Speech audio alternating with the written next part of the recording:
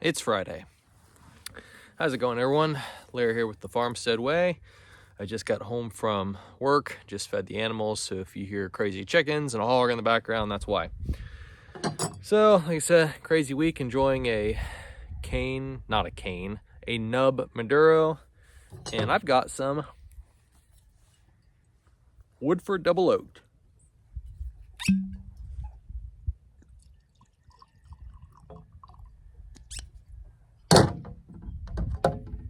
Cheers.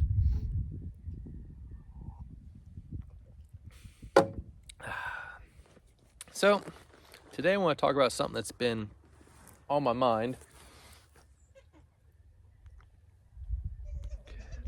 And that is AI, new technology in homesteading.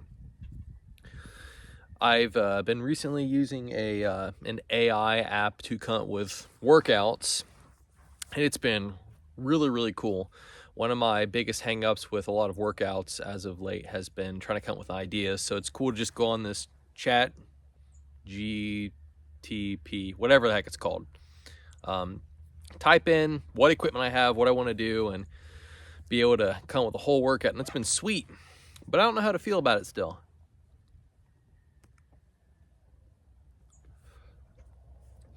Because it's kind of counterintuitive to the whole homestead country rural lifestyle, where you're trying to stay away from technology and you're trying to get back to a simpler way of living, where things like this is how you relax and not this crap right here.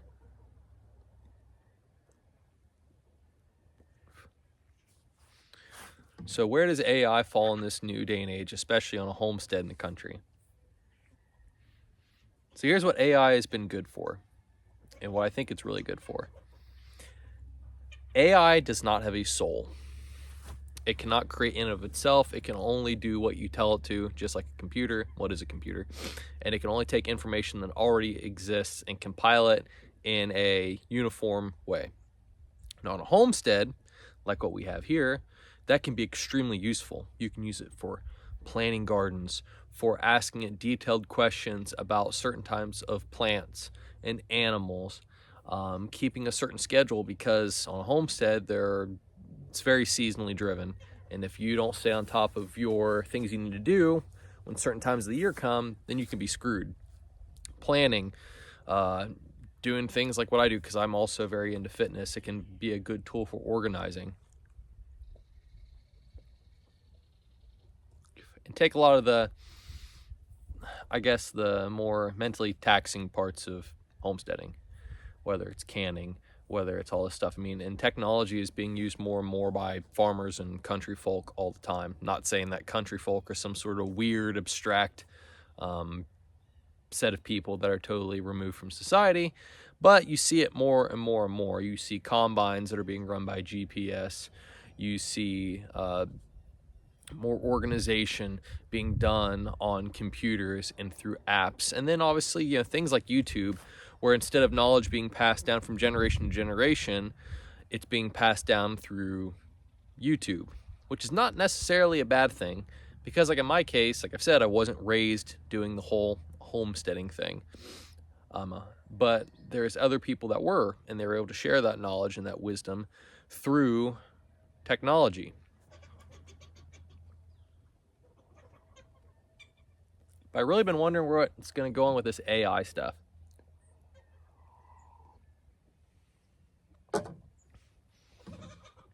Because I feel like it's going to get used more and more and more in this modern age, and I'm curious to see how it affects country life.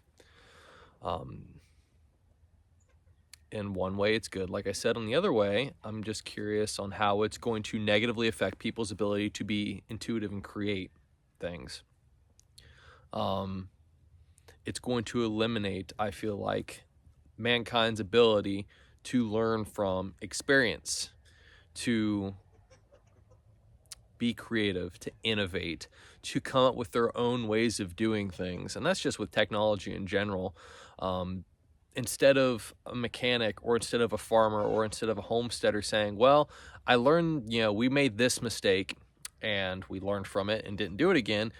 Now it's like, oh, well, I watched a YouTube video or I put it into my AI bot how we should do things, and I followed through what the AI bot did or the YouTube video said, and things were successful. It kind of eliminates a heritage of knowledge being passed down from father to son, mother to daughter.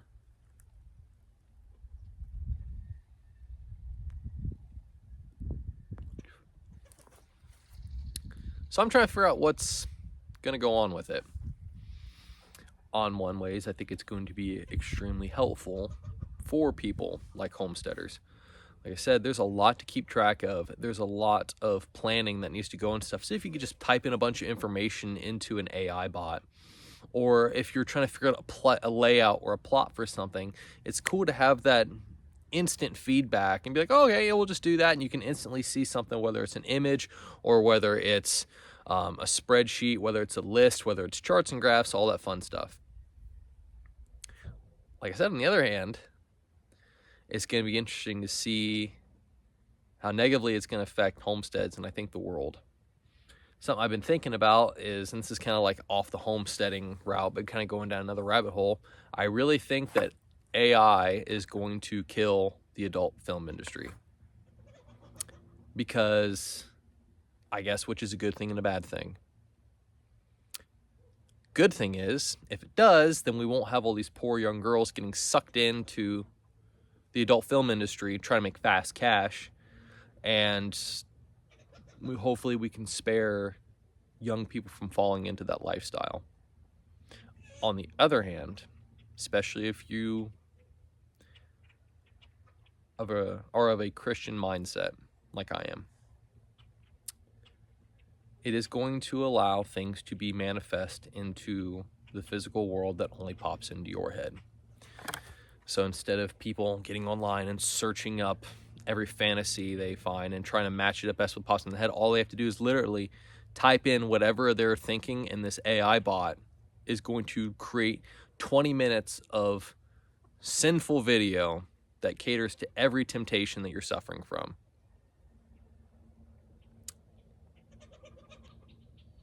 And it boggles my mind to think that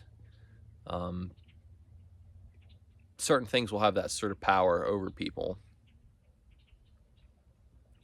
And it's just interesting to think about AI as being a companion to mankind. I'm curious to see what's going to come of it.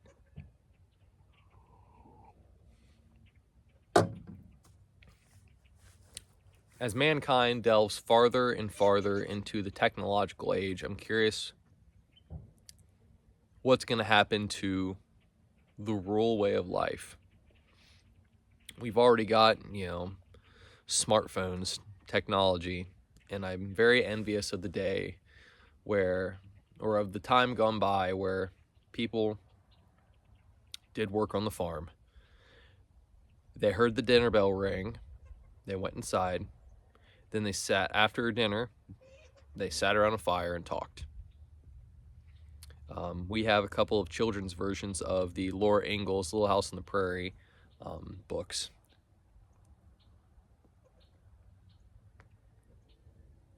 And I know some of it's been dramatized for the books and some of it never even really happened, but it's the overall concept of the thing.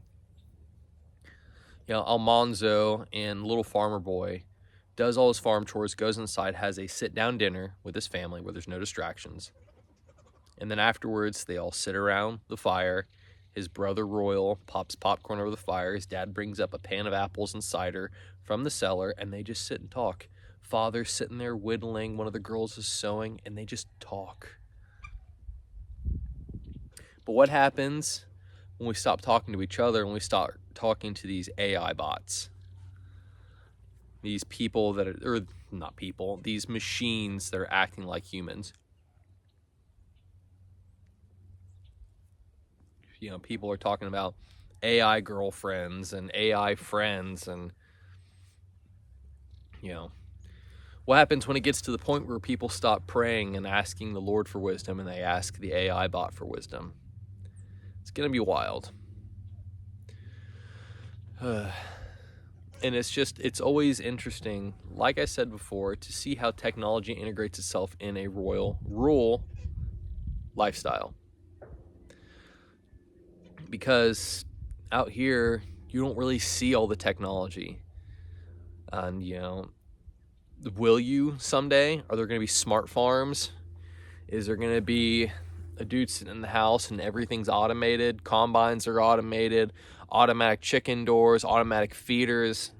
And the days gone by, or the days of someone putting on their coveralls, trudging through the snow to make sure the animals are okay. And that's going to go to the wayside because it's not as efficient. Because that's what these AI bots are for, is for efficiency.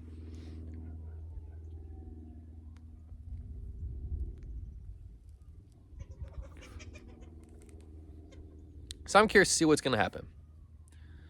So far, for my purposes, as long as I keep it at arm's length, it's been a real big help.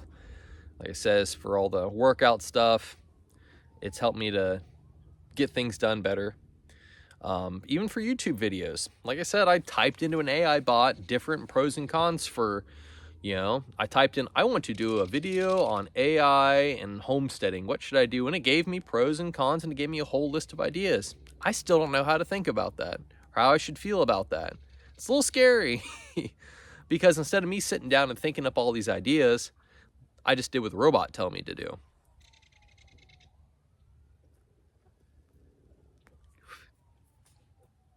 But on the other hand, the robot cannot mimic my personality yet.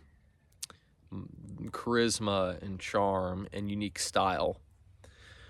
All it can do is what I tell it to do. So, this video brought to you in part by an AI robot giving me a bunch of ideas. So, I'd love to hear what you guys have to say. Where do you think this new age of AI is going? Where do you think technology is going to advance to?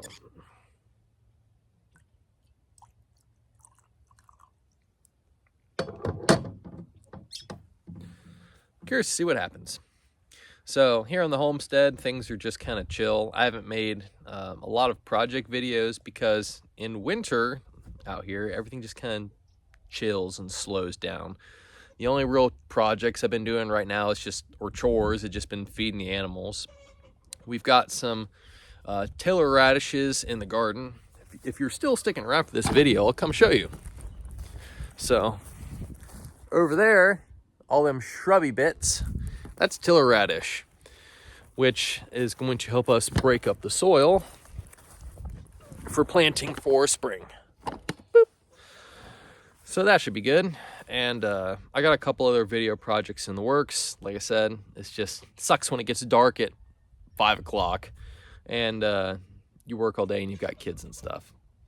So curious to see what you guys think about this AI stuff. If you're a farmer, rancher, you do any kind of stuff, let me know how technology has helped you, has hindered you, or where you think it's going to go. So, it's Friday. Raise a glass to all you fine folks on the farmstead way. Thank you for joining me. Take a moment and just chill. Listen to the birds. Smell that